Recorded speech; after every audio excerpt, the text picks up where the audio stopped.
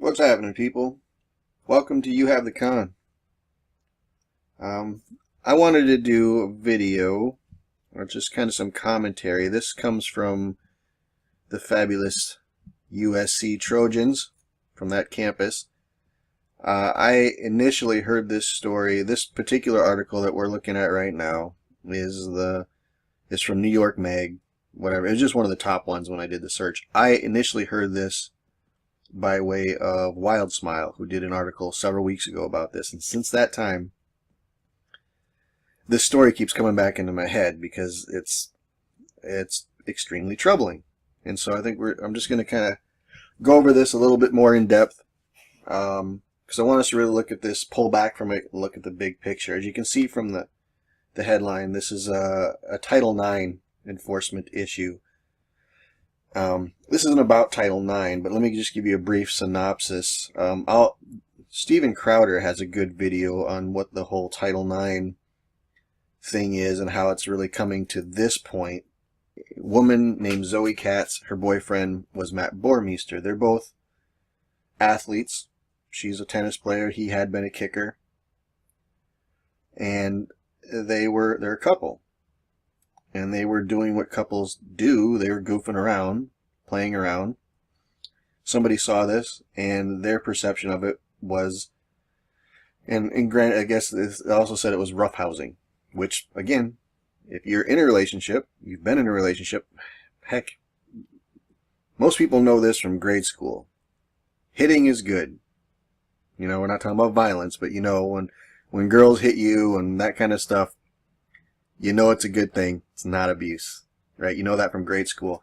They don't know this stuff in college, however. So these kids were roughhousing. Someone reported it, and it got to the Title IX office. So in the course of their investigation, of course, they called Katz in, and she basically told them that Matt has never treated her like that. He's a good guy. He would never do it, and she stands behind him 100%. What they heard in their heads when she told them this is that, wow, I guess you must be really afraid of him. So, long story short, Matt was suspended from the campus. He was not allowed to make any contact with his coaches, with his teammates, or with his girlfriend. And in another article, I believe it was Truth Revolt, she is quoted as saying that she asked, what happens if she tries to make contact with him, to which they said things would not go well for him, if you can believe that nonsense. And that if she happened to talk to people who they were planning on calling as a witness, things may not go well for her either, in which case they would charge her potentially or put her under investigation. So, again, like I said, this is going on, has been going on all over the place, and you can kind of look into what Title IX is doing. What I want to do is I want to pull back a bit, because this isn't, I want to see the big picture. I want everyone to see the big picture of what's going on here, because this isn't, it gets into politics, left, right, conservative, liberal, blah, blah, blah. Irrelevant. Let's look at this in terms of freedom and slavery. The individual versus the collective, okay? Because those are really the concepts that are helpful. So I want to step back and look at the action. Look what's going on, and how would you define it? Would you define it as more akin to freedom, the individual, or more akin to slavery or the collective? So what has happened here?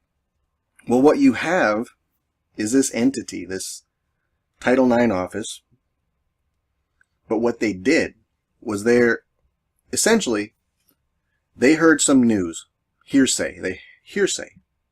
They heard a rumor, essentially. And based on this, they inserted themselves in between this couple, arbitrarily.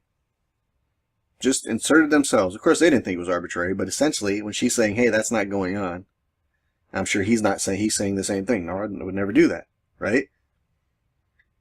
They don't care about that. So they arbitrarily insert themselves as a wedge in between this couple. So, what I want you to think about is, do you have any relationships in your life that you find beneficial, necessary, indispensable. Do you know what that's like? Within the context of that relationship, how much time do you spend worrying about whether or not you're being politically correct towards each other? You know? Is there a big concern about social justice between you two? Do you police each other's language? Do you tell each other which words you can say? Maybe these Title IX people, or that's what they're looking for. To me, that sounds horrific, right? And I just don't understand. I can't imagine that there's relationships like that that would go that far. Because within the context of a strong, close-knit relationship, and this could be family, this could be, you know, a significant other, doesn't really matter, best friends, however you want to look at it. But within that context, you may have your own language. One word, one look, a gesture, anything could say volumes to that person with whom you are close. Okay? From the outside, someone looking in may interpret it completely different. They may hear the words, they may see the action. Well, they don't know what your relationship is. And now this is where we're getting down to the individual. Do you own yourself? Do you own your own consciousness? Is it yours? Or should you be subject to these entities, these agencies that can just arbitrarily throw themselves as a wedge, drive a wedge in between you and your loved ones? This is the big picture. This is not an isolated event. Now, also, along with that, let's consider what's been going on with your other natural human rights. What have been the college's attitudes towards free speech lately? Well, that's a no-brainer, right? Anti-free speech. And then they're trying to candy coat it and repackage it and redefine it in a way that it's more palatable to steal your freedoms away, to steal your consciousness away. But the action is the same. Your freedom of expression, your right to your own mind, that's where they're infringing. With this situation, with the free speech, what if you're in a relationship, your family, and let's point out something about family real quick. Many of you may have heard Melissa Harris Perry on MSNBC not too terribly long ago. It may have been a year or two, I don't know. Doesn't matter. She said that parents need to get over this concept that your children belong to you. You understand that, parents? Your children aren't yours. They belong to the community as a whole. You're in there, but just know you're just part of it, right? So this is where we're going. This is not a new thing. If you understand history, in the Soviet Union, collectivists, right? Soviet Union, collectivists, the state rules. Leonid Savsevich was the urban planner. What was his drive? What was one of the things that he found necessary or believed was necessary? A separation between children and parent, or child and parent. And if you've read the Communist Manifesto, you know that they despise the hallowed connection between parent and child. They don't like that. And why? It may end up that somebody's thinking for themselves. This is the problem. This is always an issue with collectivism. Whether it's communism, socialism, it doesn't really matter. It goes all the way back to Plato. That's what, 2,500 years ago? Somewhere in that realm. So this isn't a new concept. It's not cutting edge. It's just collectivism. It's just a way to confine you. It's just a form of control. Slavery. Away from the individual. And how did Savsevich, and actually there was a communist propagandist named Munzenberg, just to give you a taste of the tactic, because we see it right now, the tactics that are used by this collectivist ideology. Savsevich, if you don't want your children stolen from you when they're young so they can be indoctrinated, what would they claim? Well, obviously unprogressive. You're not progressive. You're probably bigoted. You're racist. And you're likely not very intelligent. These are the names that they would use. Munzenberg said the same thing. Let's frame it in this way, that if you don't agree with these concepts and these ideologies that are being imposed upon you, you're not progressive. You're kind of an idiot. You're probably bigoted. Yada, yada, yada. All these empty accusations. Let me bring up another Frederick Douglass story or aspect of what he noticed as part of how slavery behaves. Within the confines of slavery, Frederick Douglass said that to be accused was to be convicted, and to escape punishment was to escape accusation. Just let that resonate for a little while as you're trying to distinguish between freedom and slavery, so you understand what is going on here. Okay?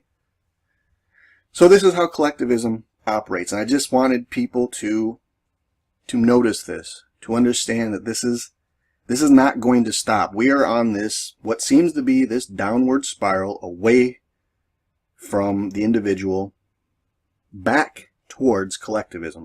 But this individual freedom, this is what's under attack. Again, Frederick Douglass, freedom is a road seldom traveled by the multitudes. Why is that? Everyone knows slavery's horrible. Why is it so seldom? Because of this. They pose these things upon people. They get you to think this is normal. They get you to think it's a necessity. They get you thinking that they care about you. We're just here to care. It's all equality. Incidentally, this call of liberty, equality, fraternity, always a big one with the high-level elites. Whoever you think they are, it's a trail that's worth following. But these are the things that they use as tools against the people. Yeah, we're on your side. We're with you. We're here to take care of you. We're the benefactors. And as soon as you bow down and accept their collectivist notion of a benefactor, guess what you have? You have a despot. That's what you have. You have an extreme, supreme ruler who will not think twice to rip your consciousness away from you quickly.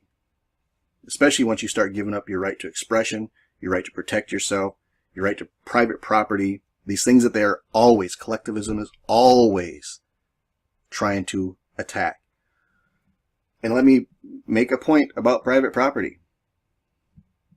Your natural human rights, your consciousness is your property. So if they get you thinking that private property is a bad thing, guess where they'll come for?